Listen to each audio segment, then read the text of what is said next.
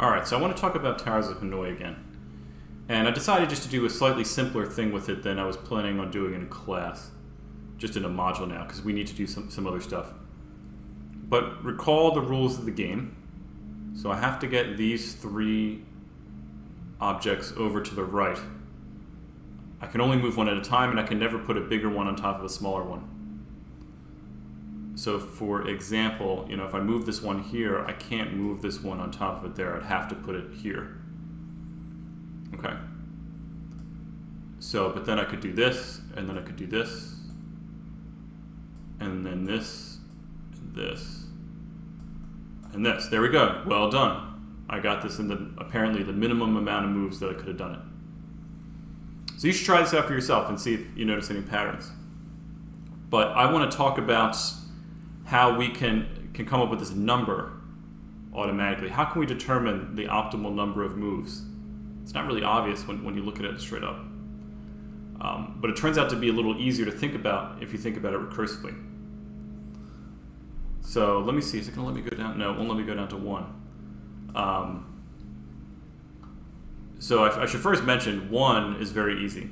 Okay, so let's say, so I was making my own little Towers of Hanoi here. But if I just have a single thing, it's sort of trivial, right? I just move it straight over. That takes 1 step. So that's kind of our base case with the recursion.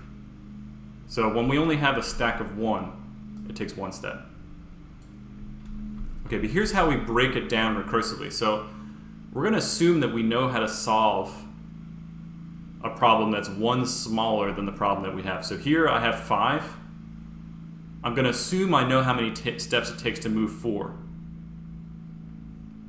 So what I'll do is I'll actually say, well, I don't know how to do it, and I don't know how many steps it's going to take.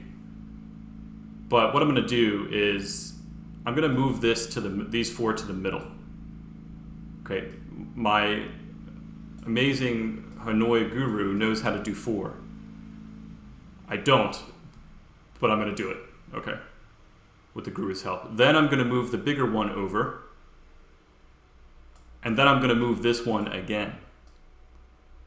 Okay. So actually, let's look at an example. So I know that it takes 7 moves to move 3. So let's build on that and try to figure out, well, how many moves would it take to move 4? So first, I start with 4. I know how to move 3. I know that takes 7 moves. Okay, so here we go. So let's just keep track. So I have to move these to the middle. I know that's going to take 7 moves. Okay, so far we got 7 moves that we've done. Then we got to move the big one to its final destination.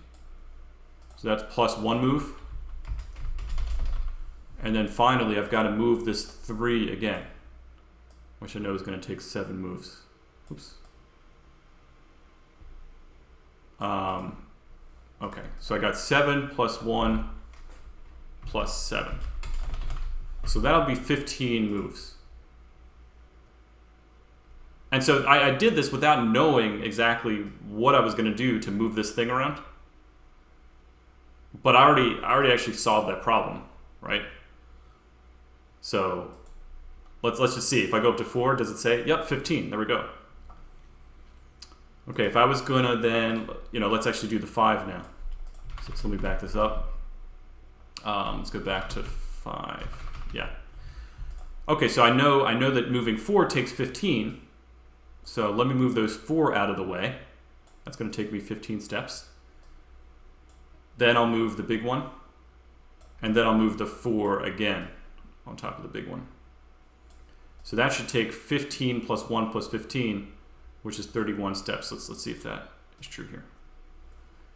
Okay, so what I want you to do is write a method, a recursive method, that tells you how many steps you need. And I've set up a skeleton for you. But that's what I want you to do in the next module, based on this observation. So I've got to take the stack 1 size smaller, move it out of the way, move the big one, then move the smaller stack on top. So how many steps does that take in general for any height stack?